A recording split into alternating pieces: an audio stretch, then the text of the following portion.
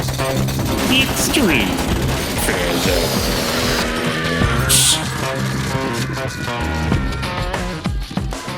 Let's take a look at the oscilloscope again and figure out how we're going to arrange the horseshoe magnet to get it to bend the beam downward. All right, let's take a look at a side view of the. I'm going to use a little prop here. I'm going to use this yoga block here.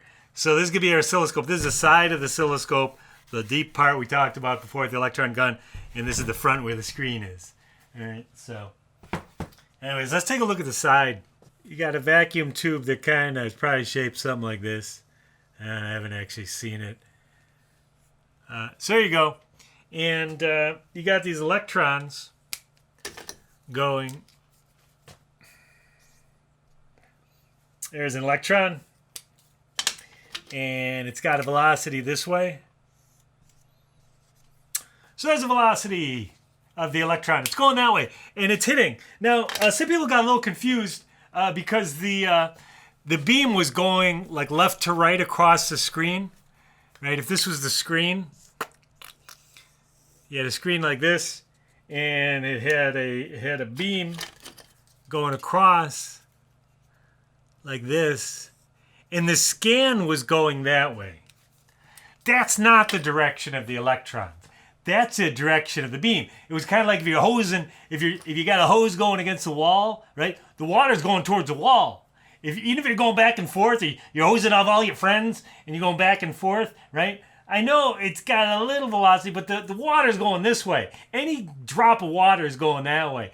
The whole thing you're doing is going, the beam is going like this. Yeah, our scan was going this way, but the velocity of the electrons was at you, right? So they were coming at you, right? So this beam was going like that, right? And it was hitting the phosphors, and when the electron beam would hit the phosphors, it would excite them.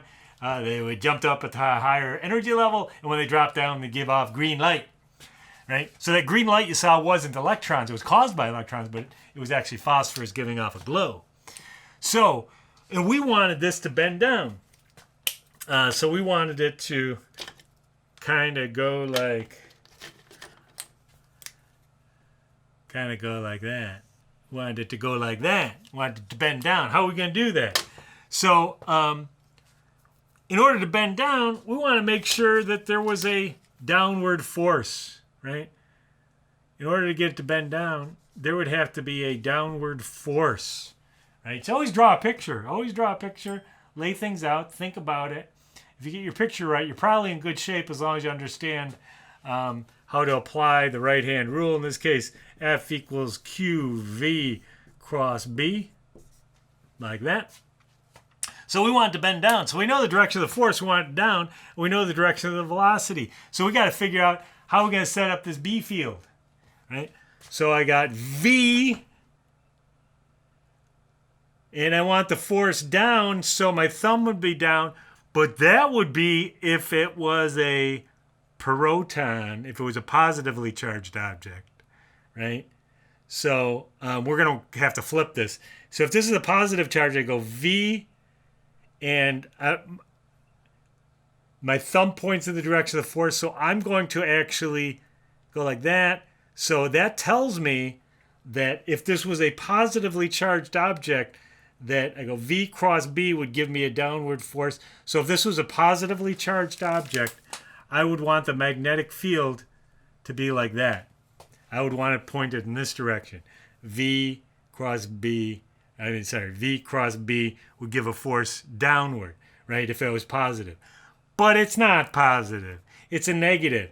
So I'm actually I'm going to want to flip this. So I actually want the field this way because it is an electron, right? So I go V cross B is up, but since it's an electron, the force will be down. So how do I put that on my screen? Because I got to keep my orientation right. So here's the side of the thing. And we got like this. And I decided I want the B field this way. So I want the B field this way, right? So if I turned it so I'm looking at the front of the screen, I want the, actually the direction of that thing. So actually this is the direction I want the B field.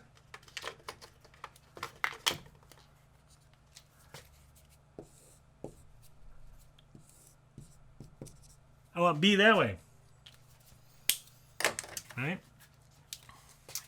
Into the board is like that, so that if I turn it so we're looking at it, the B field is that way. How do I get the B field that way? Well, I know I'm not going to want it above and below, right? Because I know the field, as we saw in here, and we can kind of figure it out. We only really need to look at the poles. Where did I put my... Oh, it fell. So which way is the field between the poles here? Well, it's going to be like this, right? The south side attracts the north, and the north attracts the south. So I'm going to go like this, and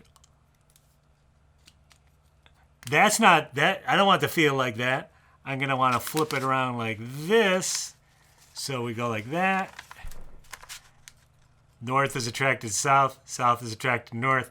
The field is this way. So I'm going to want it like this, right? I go on my horseshoe magnet like this, where I want south and north, right? Hold it like that. That should cause it to bend down. All right, let's test. Let's test our hypothesis. Here we go. Let's get that going. Here's our beam. All right, let's try it with like this. Nah, that's affecting it. Doesn't really seem to be doing what we want it to do. So I doubt flipping it is gonna... All right, so that's not working. How about if we go underneath and we go south on the left and north on the right? Oh, and that bends it up. All right, what would happen if we flipped it? Whoa, and that bends it down. Very cool. All right. So that's how you do that one. All right. I'm going to give you another one. Let's try another one. This is a cathode ray tube. High voltage across the electrodes on both ends causes a shower of electrons to flow from the negative terminal to the positive terminal.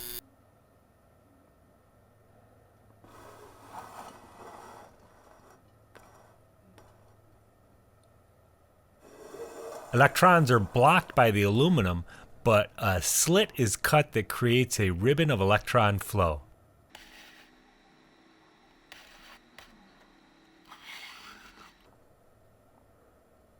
The phosphor-covered aluminum screen is curved in so that the edge of the ribbon of electrons will strike it, causing a line of green glow.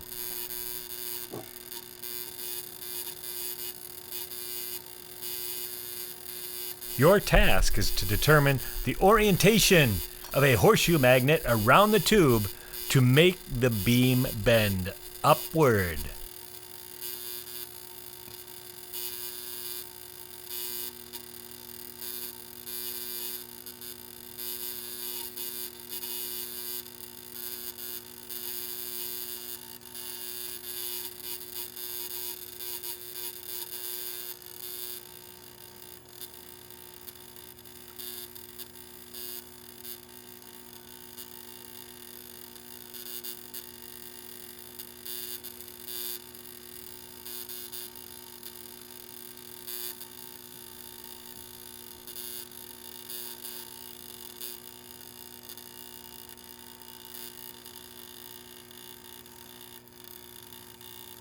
The poles of the horseshoe magnet are labeled smiley face and cloud.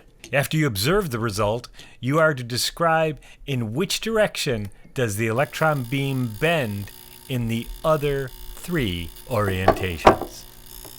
Good luck. Extreme phaser.